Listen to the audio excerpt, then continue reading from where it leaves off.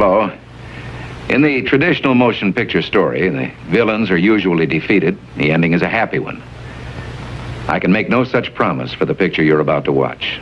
The story isn't over. You and the audience are part of the conflict.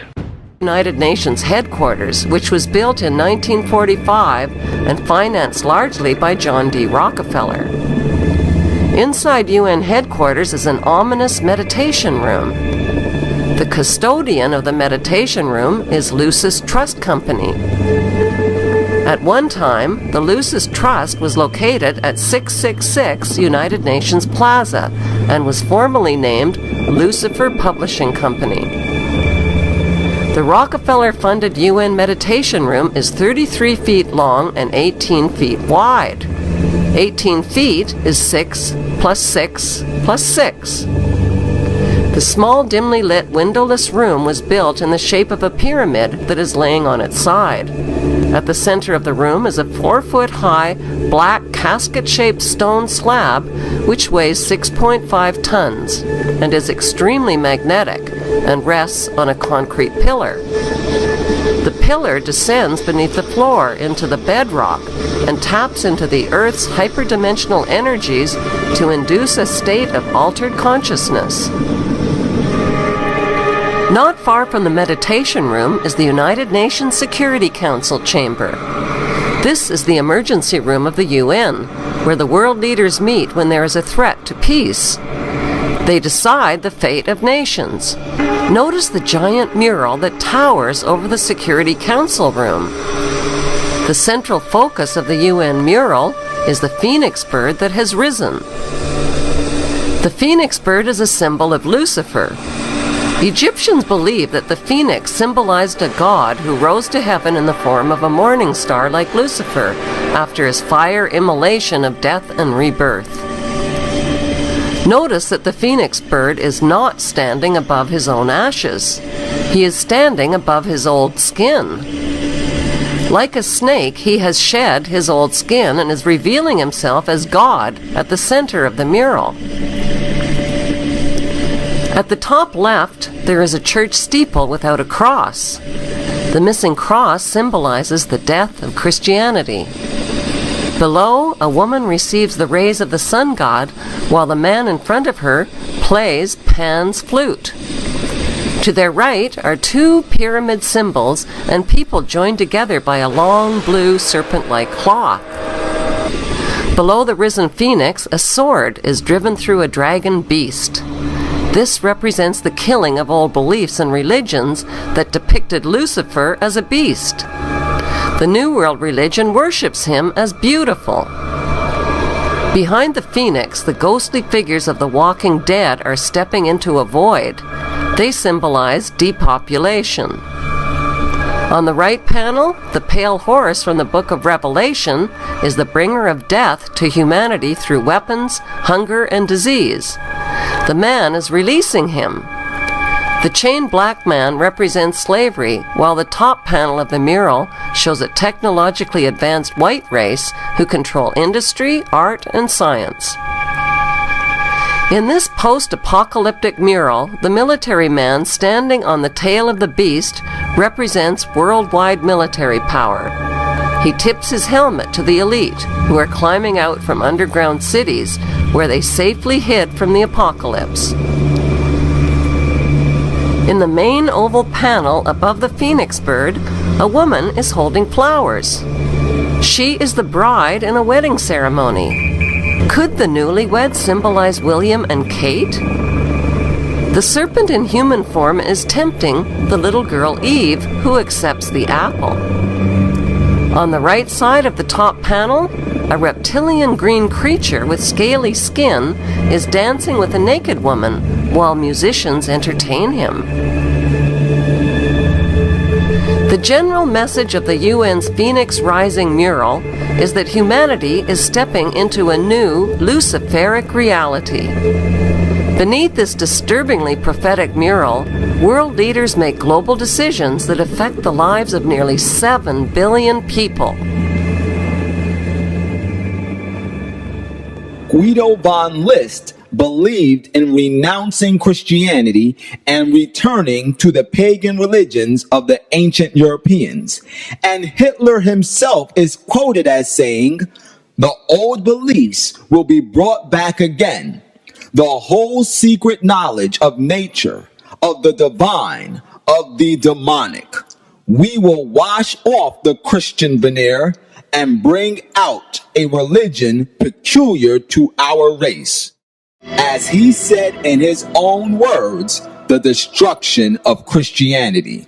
This was the same aim of Madame Blavatsky and her Theosophical Society. And it was also the same aim of Madame Blavatsky's occult successor, Alice A. Bailey, the founder of LUCIS TRUST, an occult organization that currently has its headquarters within the United Nations. The objectives of this organization, LUCIS TRUST, have been codified and embodied in the United Nations Universal Declaration of Human Rights and in the United Nations Charter.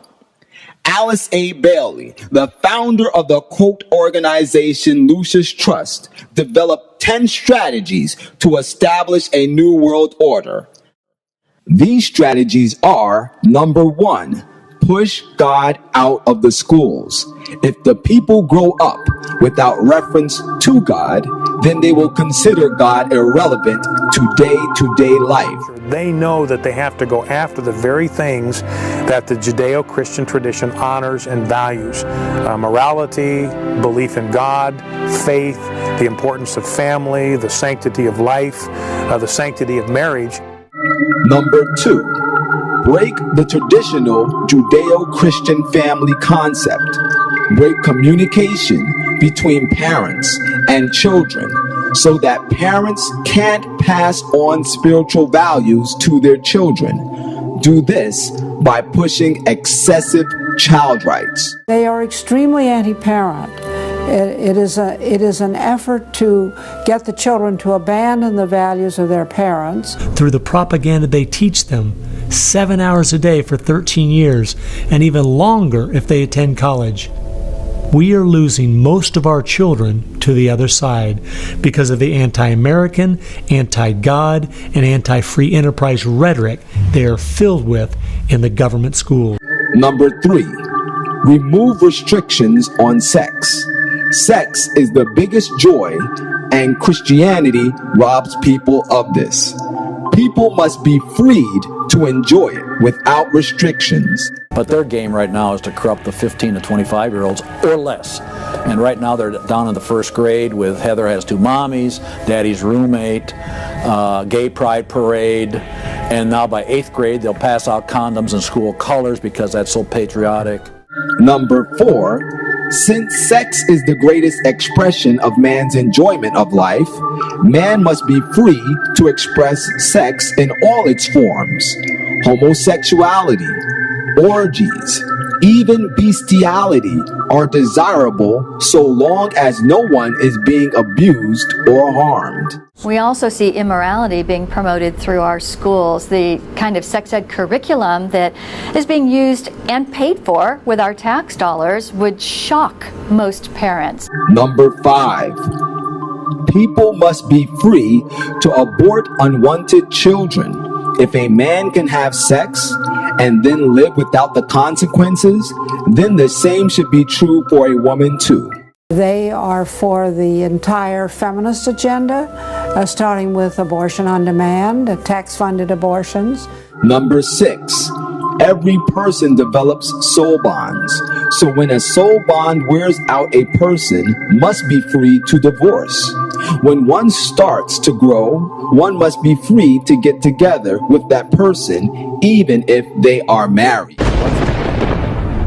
Their entire purpose was to detach our culture from any moral anchors whatsoever.